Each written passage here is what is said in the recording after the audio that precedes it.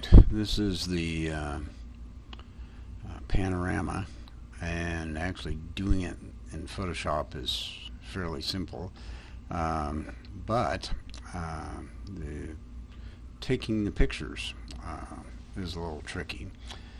What's tricky about it is the overlap. This is a 3-shot panorama. I used a like 18 millimeter wide angle lens on this, so it's almost 180 degree view off my deck. I live next to a golf course, so it's kind of like living outside, out in the country. But anyway, they were shot left to right. This is the first one, second one, third one, and notice how there is an overlap. Like this tree in number 1 is also in number 2. This telephone pole in number 2 is also in telephone pole number 3. And you need to have these overlaps when you take these pictures so that Photoshop knows what to stitch together. So we'll go over here to Photoshop, and it's in the File menu, Automate, and clear at the bottom in the newest version. Is Photo Merge,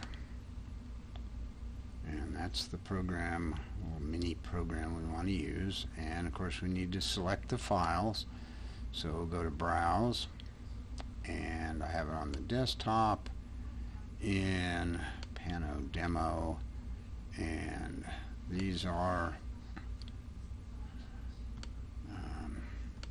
Nikon raw files, and I should have converted them for this because this will take a little longer to do, but we'll open it, and I usually just go with auto here, but if you can play with this all you want, and click OK.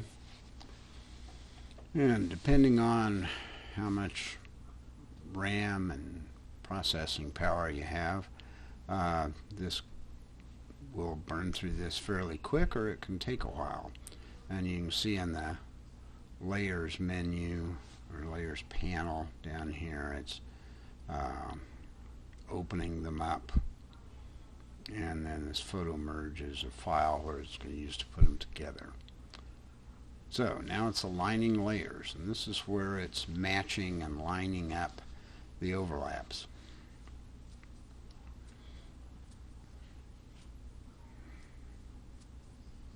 And it kind of tells you what it's doing. And there it is, and you can see there's some slight differences in exposure, and now it's trying to create a seamless composition.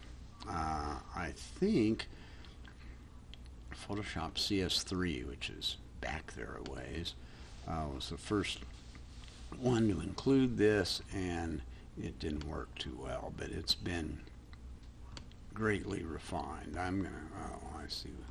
The last thing I needed an 8x10, so we're just going to go back here and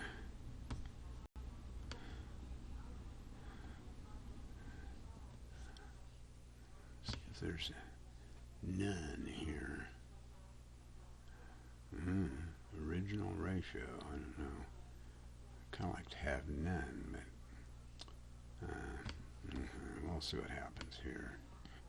Alright, there we go. And I'm going to use some cropping on this little gem, take the ends off of it, because there's some checkerboards there that's in, and press enter, and it crops it, and there it is. I can save it as whatever you want to save it as, and send it to me. Make sure you about 1200 pixels across, 72 pixels per inch in resolution, or you're going to end up with this huge file. But then submit it. I'll enjoy it. Please don't take a picture of, don't do a panorama of your living room. Let's get out and kind of see if you can get something cool. Okay, we're done here.